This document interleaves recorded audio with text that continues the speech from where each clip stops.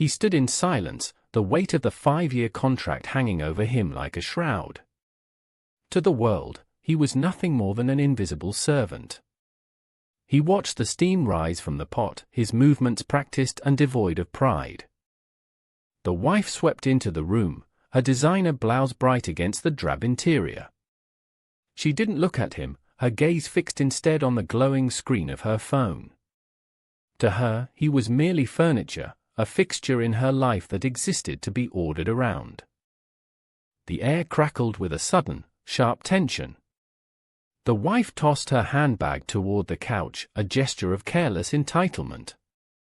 The silence between them was not peaceful, it was a wall designed to keep him in his place. The CEO arrived, his presence tainting the air of their home. He carried the remnants of a failed business deal, a reckless gamble that he now intended to bury. The protagonist stood in the corner, eyes averted, playing his role perfectly. The wife demanded an apology, her voice dripping with artificial outrage. She pointed at the protagonist, demanding he take the fall for the CEO's gross negligence. He remained still, knowing that a single word of defiance would invite scrutiny he couldn't afford. The CEO smirked, relieved to have found his target. He leaned in close, his predatory gaze heavy with malice. He knew the protagonist had no recourse, trapped by his own engineered poverty. The protagonist offered the apology, his voice low and monotone. Every syllable was calculated to be just pathetic enough to satisfy them. He felt the cold sting of their laughter, a small price for his long-term goal. The mother-in-law swept in, her fur coat heavy with the scent of vanity. She immediately began searching for the protagonist, her eyes scanning for weakness. She lived for the small, stinging humiliation she could inflict upon him. She didn't waste time with pleasantries, immediately demanding his monthly savings. Her tone was sharp, a demand dressed as a household duty. She saw him not as a son-in-law, but as a bank that occasionally needed to be squeezed. The protagonist retreated to the counter, opening a rusted tin box where he kept his meager cash. Each bill he handed over felt like a heavy stone on his conscience. Yet, he surrendered the money without a flicker of hesitation or regret. The mother-in-law snatched the money, her eyes never meeting his. She turned toward the wife, a predatory smile forming on her lips as she pocketed the loot. The protagonist remained in the shadows, his face an unreadable mask of subservience. Inside the bedroom, the CEO began to sweat, his bravado crumbling as he checked the markets.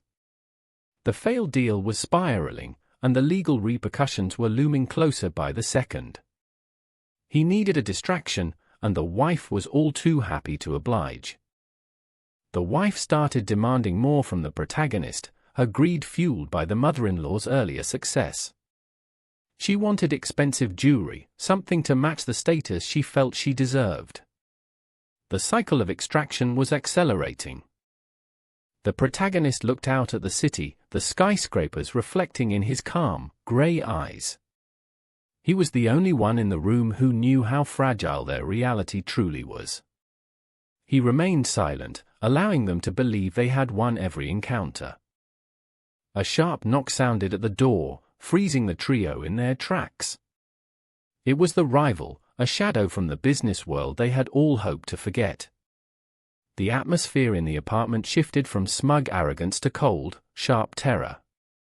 The rival stepped inside without invitation, his presence eclipsing everyone else in the room. He didn't look at the wife or the mother-in-law, his eyes immediately locking onto the protagonist. There was a flicker of recognition, a dangerous secret shared in the silence. The CEO tried to intervene, but the rival's icy glare silenced him instantly. The wife cowered behind the mother-in-law, the sudden shift in power rendering them both mute. The protagonist remained in his corner, his silence now feeling like an iron cage. The rival finally spoke, his voice calm and lethal. He addressed the protagonist, his words a direct challenge to the contract's protective veil. The room felt like it was shrinking around the fragile lie the protagonist had maintained for years. The protagonist stood up, the chair scraping sharply against the floor. For the first time, he met the rival's gaze directly, his grey eyes losing their dullness. The air felt charged, a storm ready to break within the confined space of their home. He pulled a single, heavy document from his inner pocket and placed it on the coffee table. It was the contract, its ink dark and final against the glass surface. The wife gasped, the realization dawning on her that she had never known the man she had called a servant. The office is quiet, save for the hum of the ventilation system. A shadow moves quickly, sliding a thick envelope into the bottom drawer. The trap has been set with meticulous, cold precision. He walks into the office, his footsteps heavy and rhythmic. He notices the slight misalignment of the drawer handle. He says nothing, his face a mask of practiced, silent obedience. He doesn't open the drawer. Instead, he turns away, knowing exactly whose fingerprints are on the trap. The game has begun, and he is ready to play the fool. The wife adjusts her jewelry, her face set in a performance of deep, wounded betrayal.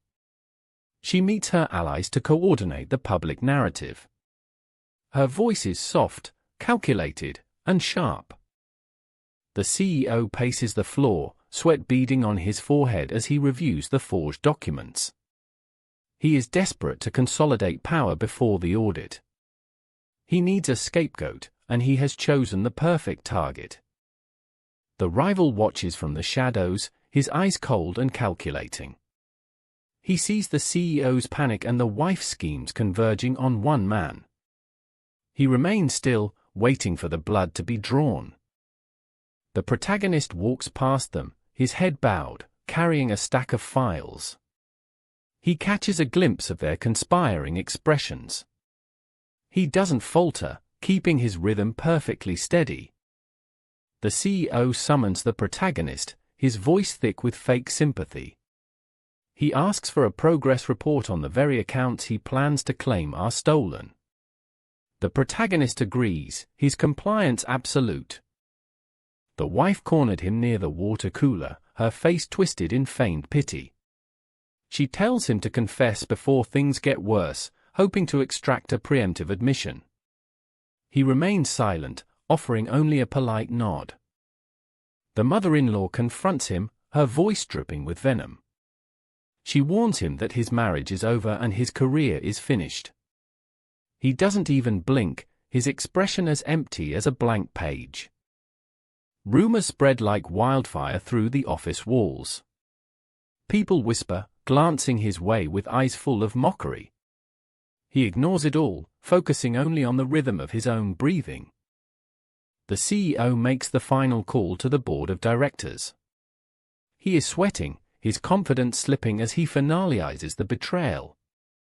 He prints the fake files, convinced of his imminent victory. He sits quietly, watching the clock tick down to the meeting time. He checks his watch, a flicker of something ancient and dangerous in his expression. The trap is now fully primed. The wife meets the CEO at the door, sharing a brief, triumphant look. They enter together, a united front ready to destroy a man they believe is defenseless. The stage is set for the final humiliation. He follows them in, his demeanor perfectly subservient. He takes his seat at the far end of the long table. The air is thick with anticipation and the scent of expensive cologne. The CEO stands, slamming a file onto the table. He begins his speech, his voice booming with fake indignation. He accuses the protagonist of grand larceny, his finger pointed directly at his chest. The wife adds her testimony, her voice cracking with performative sobs. The board members murmur, their faces turning towards the protagonist with disgust. He sits perfectly still, refusing to defend himself. The CEO demands the protagonist hand over his badge and security clearance. The protagonist stands, moving with a sudden, eerie grace. He reaches into his jacket, not for the documents, but for his phone. He hits send on his phone. Instantly, every screen in the room turns black, then flashes with a single, glowing red notification. The CEO's face goes pale as the truth hits the screens. The protagonist rises, his posture changing. He is taller, sharper, more dangerous. He looks at his wife, then at the CEO, his voice cold and clear. The 5-year contract is finally void.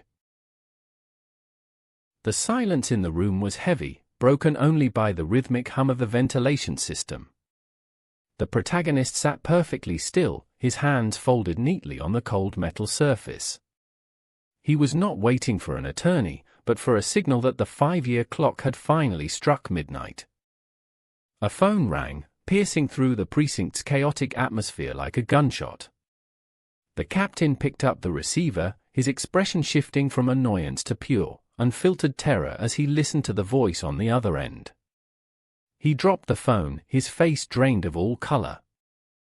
The iron bolt slid back with a grating screech that echoed down the hallway.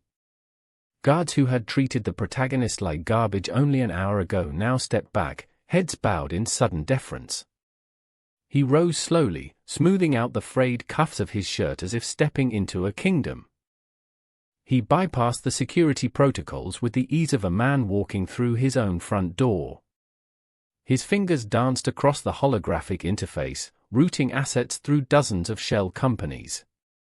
Each transfer was a surgical strike against the empire that thought it had shackled him.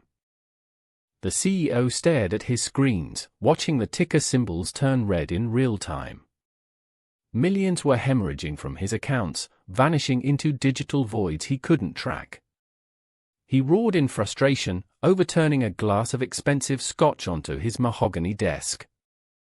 The wife stood frozen as her credit card was declined for the 3rd time in 10 minutes.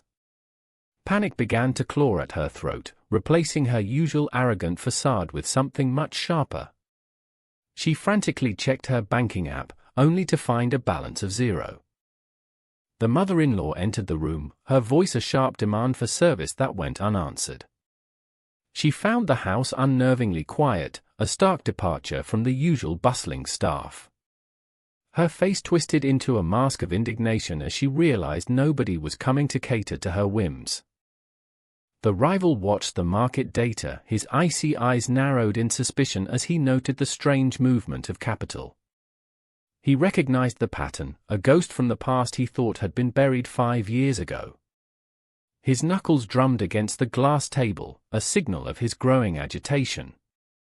The protagonist stepped out into the night air, the cool breeze a sharp contrast to the suffocating heat of the police station.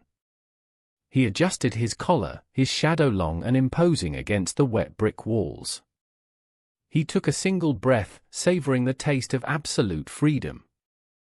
The CEO frantically dialed his associates, his voice cracking under the weight of his mounting debt. Everyone was either unavailable or pretending they didn't know his name. He realized then that he wasn't just losing money, he was being erased. The wife marched toward her husband's office, her heels clicking rhythmically against the marble floor.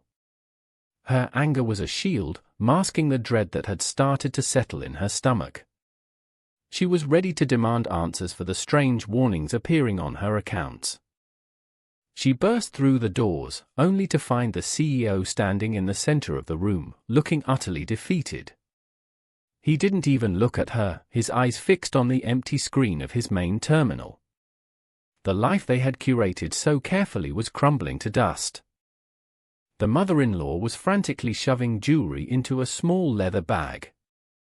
Her hands shook, causing a diamond necklace to snag on the lace of her nightgown. She knew if the money vanished, the facade of their family's prestige would vanish with it. The rival stepped out of his car, his movements fluid and predatory. He had tracked the digital footprints to this specific location, a private terminal used by high-level insiders. He wasn't just looking for money, he was looking for the man he intended to break. The protagonist paused, sensing a presence nearby. He didn't panic, he simply hit enter, finalizing the last transfer of the corporate assets into his private trust. The screen flickered, a success message displayed in elegant, cold typeface. The door swung open with a heavy thud, revealing the rival standing there. He expected to see a desperate hacker, but instead, he found the protagonist sitting calmly, checking his watch. The air in the room grew heavy with the collision of two titans. The rival stepped forward, a smug grin forming on his lips as he prepared to dismantle the protagonist. He began to speak, but the protagonist cut him off with a single, icy look that stopped him in his tracks. The power dynamic shifted, leaving the rival looking suddenly small. The protagonist stood up, revealing a height and presence the rival hadn't anticipated. He walked past the rival, not even bothering to look at him as he exited the room. The rival stood paralyzed, his own ambition turning into a trap he couldn't escape. The CEO and his wife met the protagonist in the center of the lobby, surrounded by onlookers. The CEO lunged forward, but the protagonist didn't even flinch. He simply held up a single, black digital key, the symbol of the company's new ownership. He handed the key to the wife, watching as her face crumbled in realization of what it meant. She looked down at the key, then back at him, her eyes wide with a mixture of terror and dawning understanding. The 5-year contract was over, and the war was only just beginning. The morning sun cut through the glass, illuminating the frantic footsteps of junior analysts. Chaos reigned as the digital ticker on the wall flickered red, signaling a massive, unauthorized transfer. No one noticed the man in the faded, ill-fitting shirt standing near the revolving doors. Inside the executive suite, the air was thick with the scent of stale coffee and desperation. The CEO slammed his fist against the mahogany desk, his knuckles turning white. He stared at the blank screens that moments ago held his empire's fortune. A sharp knock echoed through the room, but the CEO was too paralyzed to answer. The protagonist stood in the hallway, clutching a stack of discarded files. He watched the man who once humiliated him descend into a frantic, spiraling panic. The protagonist walked past the glass wall with deliberate, slow steps. He adjusted his fraying cuffs, a gesture of practiced insignificance. He was an invisible gear in a machine he now owned entirely. The wife stood by the elevators, her expensive silk blouse strained as she fumbled with her phone. She was frantic, unaware that her luxury lifestyle had just been stripped away by an anonymous shell company. She didn't spare a glance for the servant walking by. The CEO shouted into his phone, demanding answers from offshore banks that had already severed ties.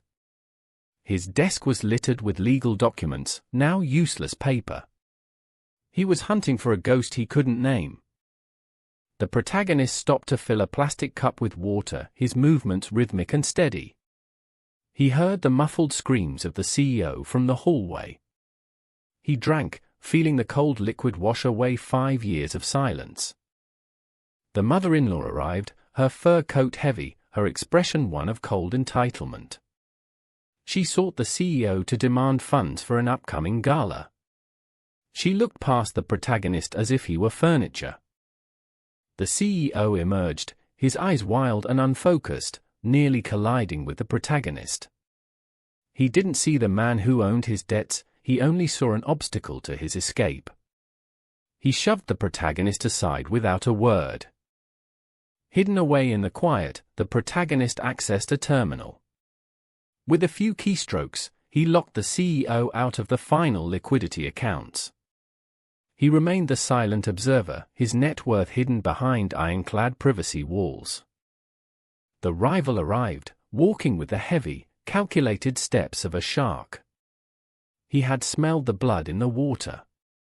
He didn't acknowledge anyone, his gaze fixed on the executive floor with predatory hunger. The CEO collapsed into his chair as the rival entered without permission. The air in the room grew heavy, the power dynamic shifting in an instant. The rival smiled, a gesture devoid of warmth. The wife watched the rival enter the office from a distance, her intuition warning her of danger. She pulled at her gold necklace, her poise beginning to crack under the weight of the unknown. Everything she built was slipping away. The protagonist hovered nearby, a shadow in a cheap uniform. He watched the rival, knowing the man was walking into a phantom market crash. The irony was sweet, kept locked behind his practiced, empty face. The CEO tried to stand, but his legs failed him. He was losing control of his board, his staff, and his sanity. The rival leaned in, whispering something that broke the remaining shell of the CEO's resolve. The wife burst into the room, her composure finally shattered. She demanded to know who had initiated the sell-off. The CEO just stared at her, his mind empty and broken, unable to offer an answer. The mother-in-law entered, gasping at the sight of her son-in-law's defeat. She clutched her pendant, the symbol of her status now worth nothing. The power dynamic in the room was irrevocably shattered. The protagonist stepped forward, finally breaking his silence. He didn't look at them as equals, he looked at them as a man looks at old, broken toys. He held a single, crisp document in his hand.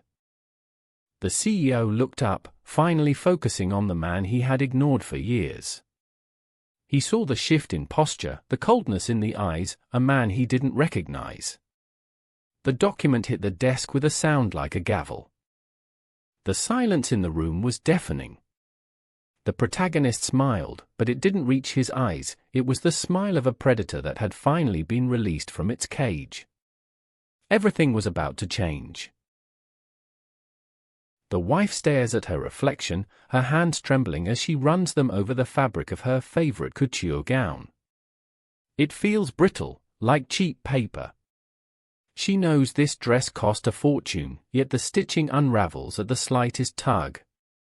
The illusion of her perfect life is starting to fray at the edges.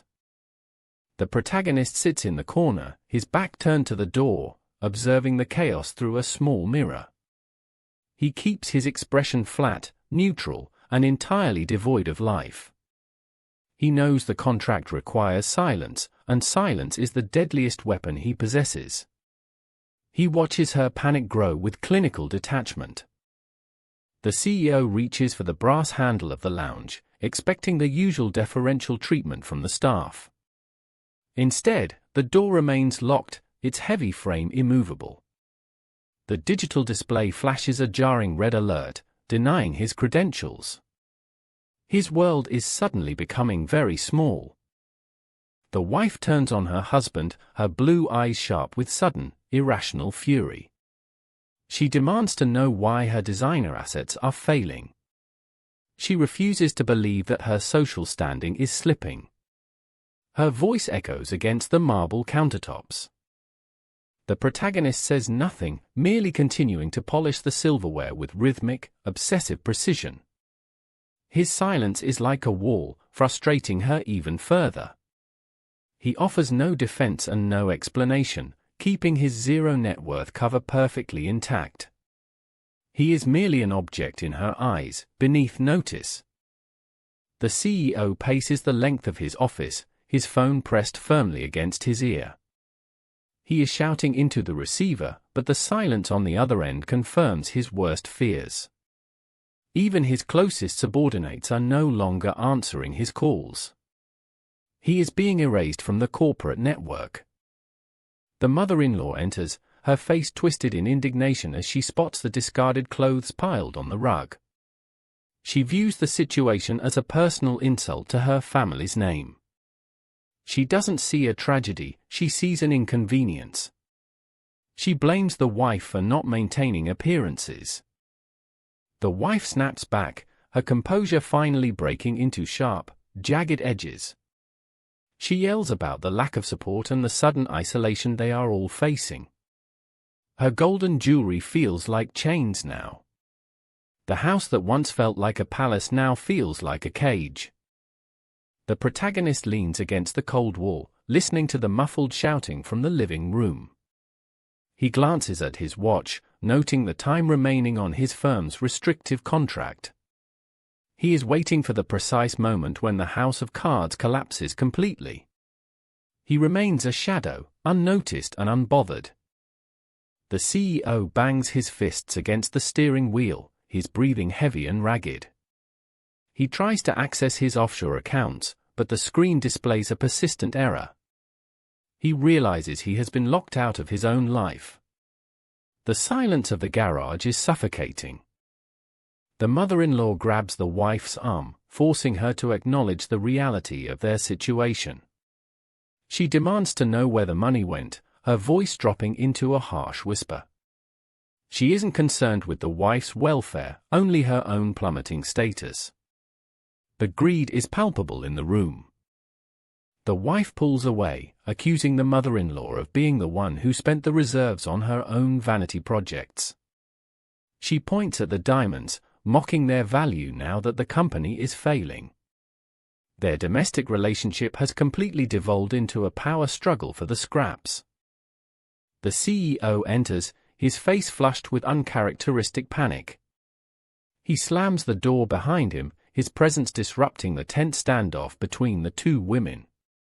He looks like a man who has lost everything and is desperate to blame someone.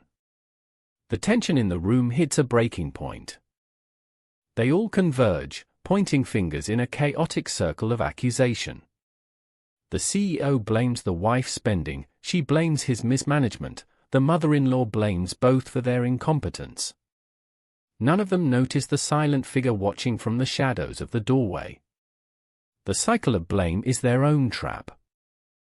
The protagonist steps forward just an inch, his face partially caught in a beam of light. His expression is one of hollow calm. He remains the silent observer, his net worth zero, his profile invisible. He is the catalyst they never saw coming. The CEO grabs the protagonist by the collar, dragging him into the light. He screams at him for being lazy and useless, venting his frustration physically. He expects a cowering reaction, but the protagonist's body remains limp and unaffected.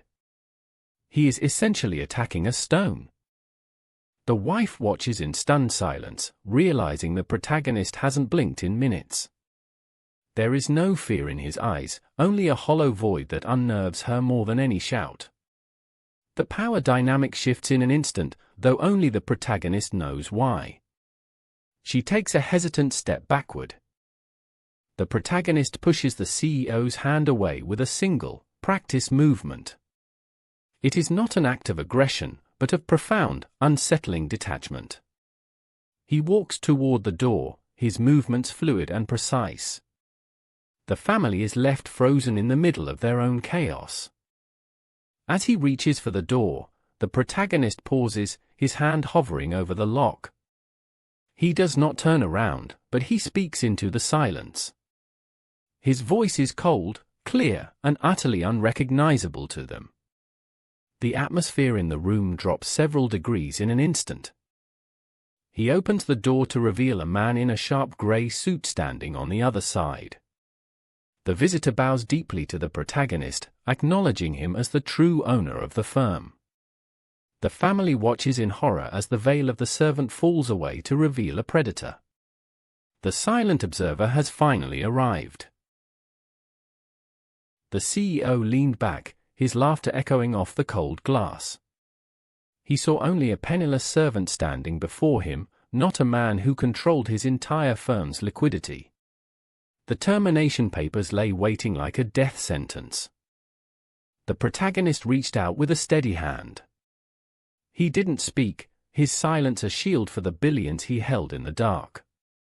He picked up the fountain pen with deliberate slowness. As the final signature bloomed across the document, the air in the room seemed to thin. The CEO froze, his mirth vanishing instantly. He had signed his own professional execution.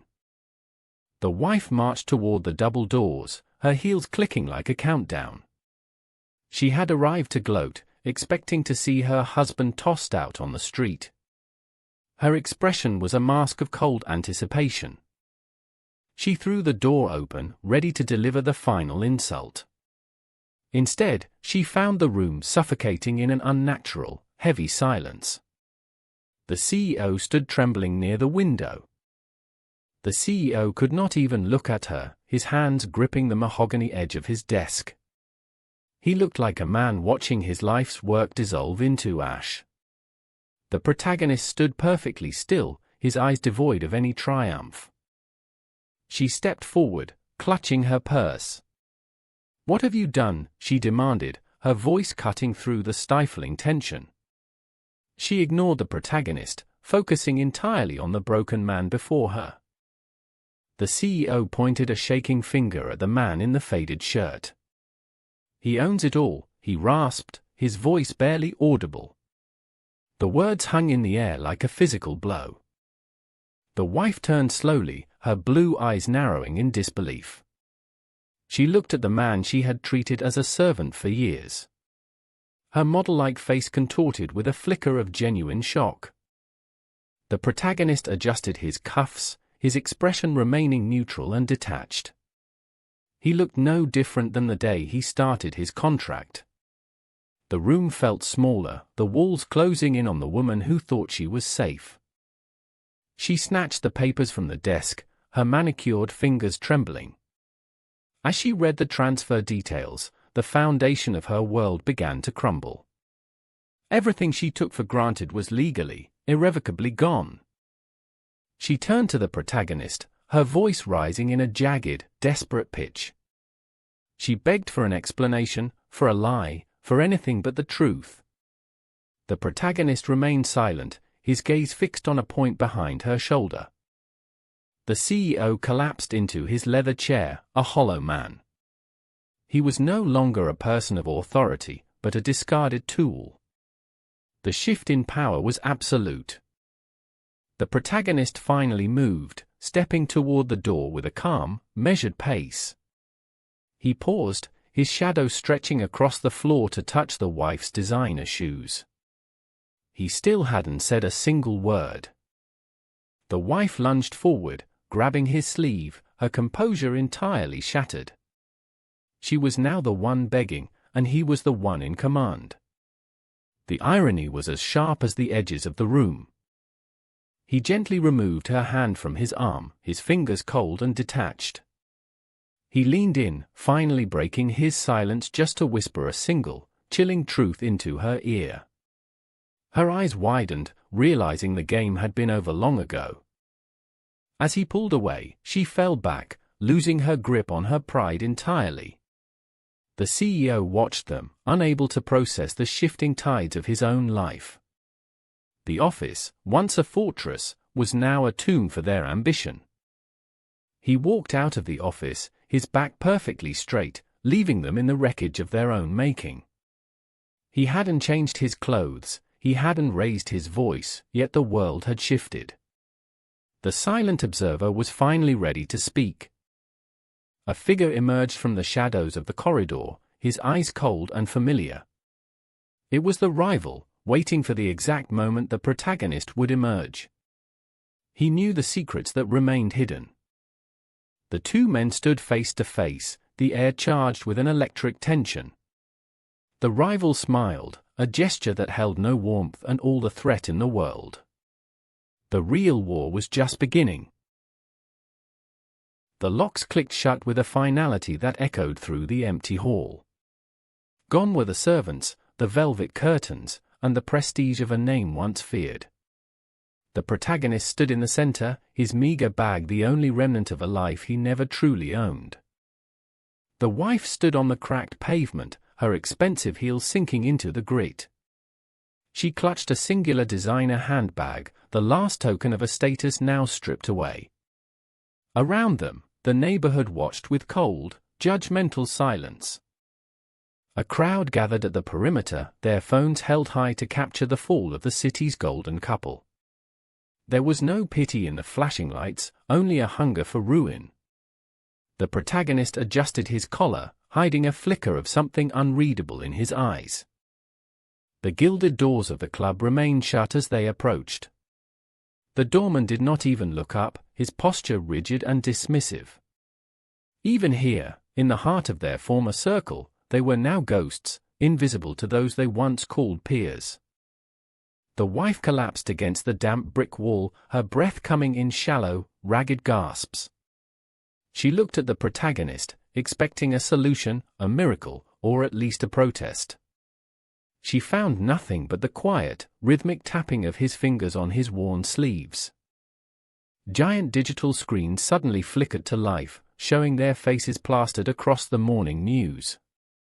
The headlines were brutal, dissecting their bankruptcy with surgical precision. The protagonist didn't flinch as his own name was dragged through the digital mud. The mother-in-law cornered them, her voice a sharp blade cutting through the silence. She spat accusations, her hands trembling with an indignation that bordered on hysteria. The protagonist sat still, his gaze fixed on the steam rising from his cheap cup. The CEO stared at the ledger, his hands shaking as he realized the funds were gone. He threw his phone against the mahogany desk, the sound echoing like a gunshot. The empire was hemorrhaging, and the culprit was nowhere to be found. The protagonist and the wife descended into the bowels of the city, hidden among the commuters. The anonymity was a double-edged sword. They were finally safe, but completely stripped of their identity. She covered her face, unable to bear the touch of the common crowd. The rival watched the news from his high-rise perch, a thin, cruel smile playing on his lips. He poured a drink, his eyes fixed on the footage of their disgrace. He sensed something was wrong, a tremor in the logic of their fall, but he couldn't pinpoint it. They signed the lease for a studio apartment that smelled of damp and failure. The protagonist counted out the last of their cash, his movements fluid and precise. He didn't look at the wife as she wept, his mission required a heart of stone. The windows were barred, and the walls were paper-thin, vibrating with the sounds of the city. The wife sat on the edge of the mattress, looking at her bare hands, now devoid of rings. She was a bird that had lost its wings, grounded by the weight of their fall. In the dead of night, the protagonist finally allowed his mask to slip. He reached under the floorboard, revealing an encrypted drive that held the key to the firm's true assets. He kept his breathing steady, knowing the slightest deviation would trigger the hostile takeover. He browsed the stock market with an intensity that burned the screen. Millions moved behind the scenes, redirected into shell accounts that officially did not exist. Every trade was invisible, a ghost in the machine that kept his net worth at zero. The CEO arrived unexpectedly, pounding on the door until the frame groaned. He was desperate, his eyes bloodshot, demanding answers the protagonist couldn't give. The protagonist opened the door just a crack, his face an impenetrable wall. They were called in for a final audit, the last step in the systematic dismantling of their influence. The rival stood waiting, flanked by lawyers who looked ready to strip the flesh from their bones. It was the moment of truth, the culmination of the plan. The board members turned in unison as they entered, their faces masks of cold judgment. Papers were slammed onto the table, the final severance documents. The protagonist felt the familiar weight of the room, the scent of expensive cologne and blood.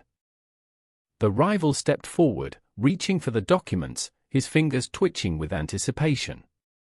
He thought he had won, that the protagonist was finally destroyed. But as he looked up, he saw the protagonist's grey eyes change, shifting from dull to piercing.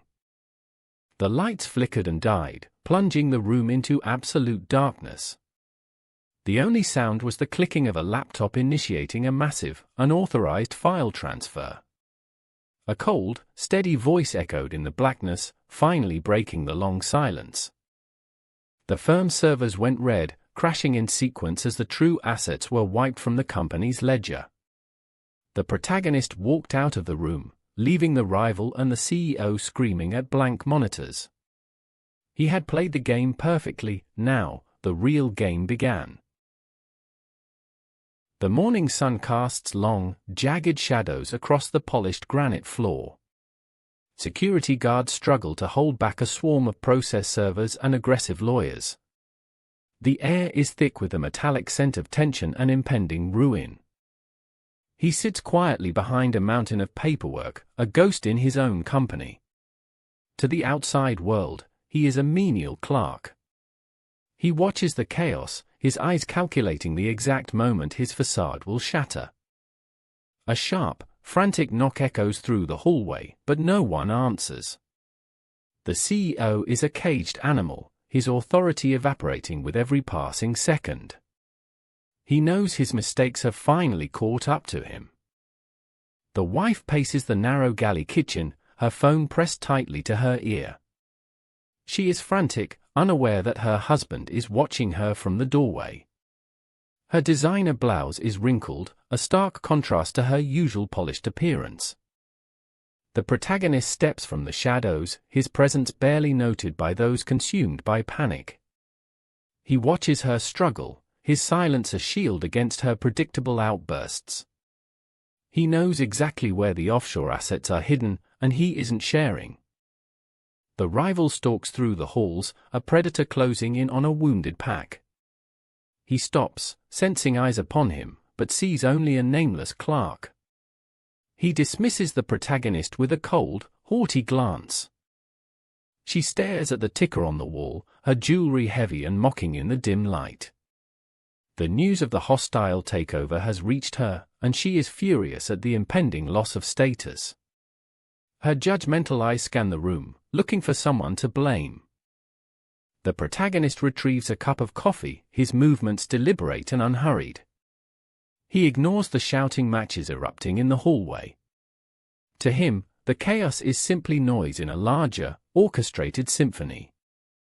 The CEO tosses his phone onto the desk, the device shattering against the glass. He grips his hair, realizing the lawyers have frozen the operating accounts. He is effectively bankrupt, and he has no idea how it happened. The wife encounters the rival, and the air turns icy. She tries to maintain her composure, but her voice trembles with the weight of her impending fall. He dismisses her, his gaze already searching for the next piece of leverage. The protagonist slips inside the restricted records area, moving with the fluidity of someone who owns the building. He finds the physical ledger he needs, hidden behind a stack of defunct files. One flick of his wrist and the evidence disappears forever. The lawyers are demanding proof of ownership for the shell companies, but the folders are empty. The protagonist has stripped them bare, leaving behind only dust and disappointment. The rival slams his hand on the table, sensing he has been played. She screams at her daughter over the phone, the sound echoing in the opulent room. Her sense of entitlement is being challenged, and she is reacting with pure, venomous rage. Everything she built is crumbling, and she has nowhere to run. The protagonist climbs the stairs, his pace measured, his breathing perfectly regulated. He passes the fleeing staff, a man moving against the tide. He isn't fleeing, he's ascending to witness the final act of the tragedy. He pauses outside the office, hearing the sound of the CEO destroying his own equipment. The internal destruction is the final piece of the protagonist's plan. By the time the lawyers arrive, there will be nothing left to take. The wind howls as the CEO attempts to escape, his desperation plain on his face. He is caught by the rival, who is waiting for him with a cold, hollow smile. The final confrontation for the last of the liquid assets begins in the freezing air. The wife arrives, breathless and shivering, clutching her coat. She sees the men, the money, and the ruin of her entire life. She realizes in that moment that she has been used as a pawn by everyone involved. The protagonist steps onto the roof, the quiet observer no longer hidden. He doesn't look like a servant anymore, he looks like the architect of the downfall. He walks past them all, his presence radiating an authority that freezes them in their tracks. He opens his hand, showing a single, small black thumb drive. The rival stares at it, his face crumbling from arrogance to absolute terror. The fate of every asset, every dollar, is contained on that single piece of plastic. He moves to the edge, the wind whipping his coat, and holds the drive out over the city lights. One drop, and the financial system of this firm evaporates forever.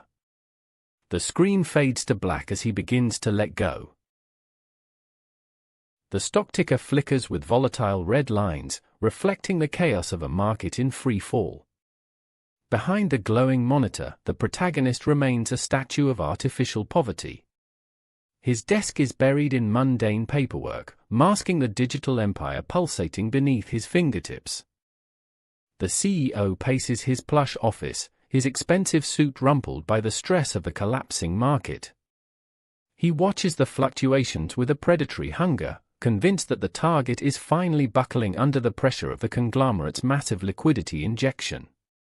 He doesn't realize he is hunting a ghost. In the safety of her penthouse, the mother-in-law pours a glass of vintage wine, her eyes fixed on the financial news. She expresses vocal disgust at the protagonist's supposed failures, her thin lips curled in a permanent sneer. She treats his financial ruin as a personal affront to her status. The rival watches the conglomerate's aggression, his icy eyes dissecting every erratic shift in the equity values. He senses a strange anomaly in the trading patterns, a phantom buyer absorbing the conglomerate's pressure. His fingers tap a slow, rhythmic beat against the mahogany surface.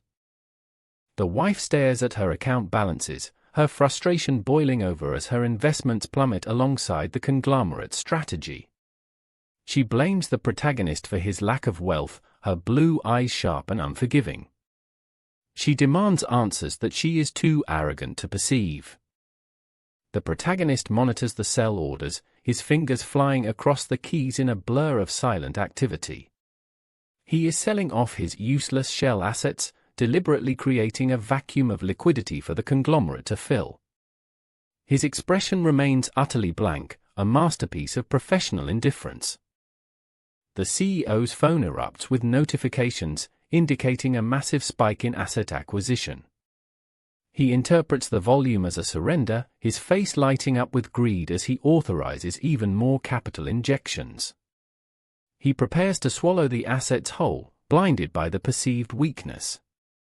The protagonist overhears the corporate gossip, his face displaying a rehearsed, sheepish smile. He acts the part of the downtrodden servant, accepting casual insults from his superiors with a bow. Inside, he is calculating the exact moment his assets will peak in value. The rival stares at the data trends, the lines finally forming a pattern he recognizes. He realizes the protagonist's shell assets are not worthless, but are in fact perfectly positioned to destabilize the market. His frustration grows, as he finds himself unable to stop the conglomerate from walking into the fire. The wife is in a frantic state, checking her dwindling bank status on her phone as the market fluctuates. She tries to call the CEO, her hand shaking as she realizes the volatility is hurting her personal investments. Her arrogance begins to erode into genuine panic. The mother-in-law watches the ticker with a growing, cold dread as her luxury holdings begin to tumble. She paces the floor, her diamond pendants clinking softly, reflecting the nervousness in her hands. She starts to demand answers from the staff, unaware that the real architect is invisible to her. Under the neon lights of the city, the protagonist walks with a steady, unhurried pace. He passes the conglomerate headquarters, glancing up at the glowing logo with utter lack of interest. He is the master of this domain, moving in the shadows while everyone else looks at the light. The CEO slams his fist onto his desk, his eyes bloodshot and wide with panic. The market has completely reversed, and the liquidity he poured into the protagonist's assets is trapped in a sinking ship. He begins to realize he has been systematically dismantled from within. The rival meets the CEO in the hallway, his face a mask of cold fury and calculated indifference. He speaks nothing, but his intense gaze cuts through the CEO's desperate excuses. He knows exactly who orchestrated this collapse, and he is terrified of the protagonist's reach. The protagonist quietly closes his laptop, his tasks completed for the night. He stands up to leave, his movements precise and unremarkable, ignoring the chaos erupting around the office floor. He is the quiet ghost in the machine, satisfied with the damage he has wrought. The wife finds the mother-in-law in a state of near collapse, the wealth they flaunted vanishing before their eyes. They scream and argue, blaming everyone but themselves for the financial disaster.